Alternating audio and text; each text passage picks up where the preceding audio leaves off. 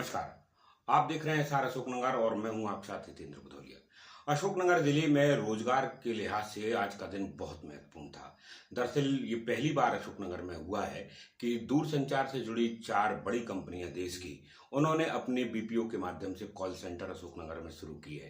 केंद्रीय मंत्री एवं दूरसंचार विभाग के मंत्रालय को संभालने वाले क्षेत्रीय सांसद ज्योतिरादित्य सिंधिया ने आज इसका शुभारंभ किया। मारूफ गांव के पास स्थित विधि कॉलेज में एक साथ 4 बड़ी कंपनियों का इस तरह से काम करना देश के संचार इतिहास में एक बड़ी घटना के तौर पर माना जा रहा है।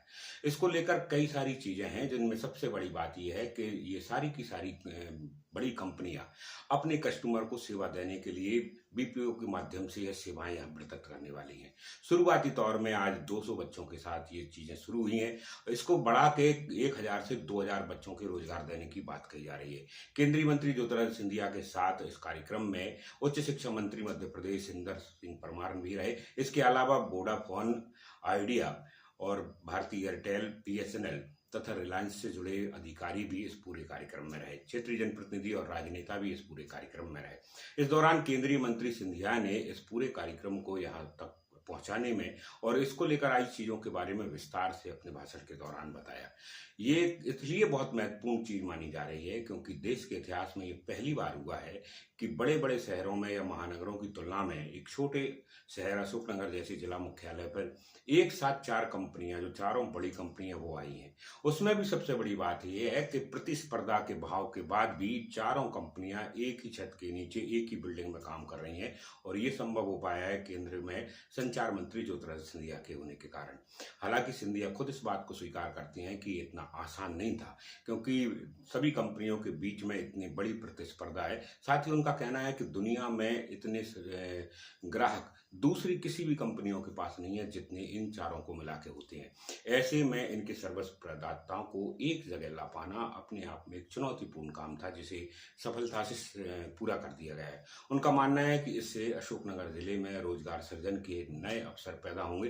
साथ ही उनका कहना है कि यह अस्थायी तौर पर अभी लॉ कॉलेज में शुरू किया गया है। इसके लिए अलग से पूरा इंफ्रास्ट्रक्चर तैयार किया जाएगा और एक बेहतर माहौल भी यहाँ पैदा किया जाएगा ताकि जो संचार का एक नया योग अशोकनगर में शुरू हुआ है वो और भी आगे बढ़ सके। इस मामले को लेकर ज्योतिरादित्य सिंधिया ने और भी कई सारी बातें कही हैं। सुनिए वो क्या है।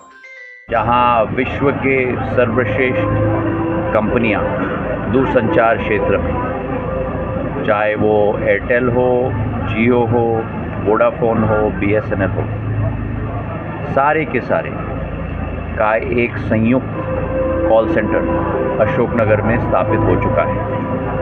आज केवल उद्घाटन केवल हमने नहीं किया, लेकिन हमारे बच्चों ने प्रदर्शन किया। 250 बच्चों ने कंप्यूटर्स और मोबाइल पे बैठकर प्रदर्शन किया और उपभोक्ताओं को पूरी तरह से संतुष्ट किया उनके प्रश्नों पर, उनकी कठिनाइयों पर।